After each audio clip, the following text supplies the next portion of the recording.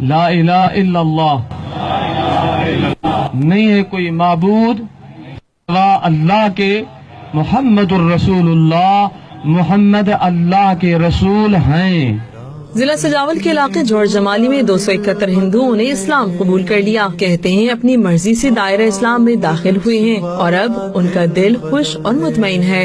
میری دل کا ہے، میری دل کا کہ سنبھالتے آئیے، میری دل کا ہے، کسی کے معلوم میرا ایمان آیا۔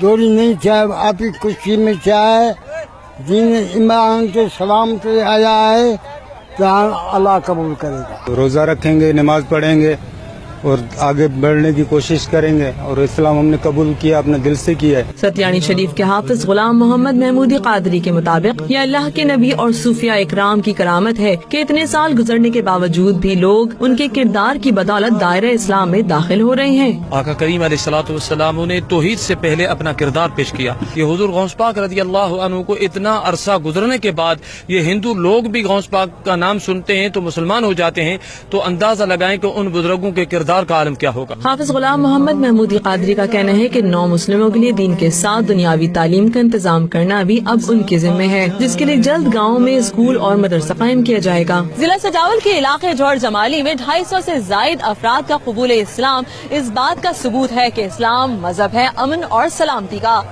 کیمرہ مین اسماعیل اختر کے ساتھ نازش ایاز، 92 نیوز، کراچی۔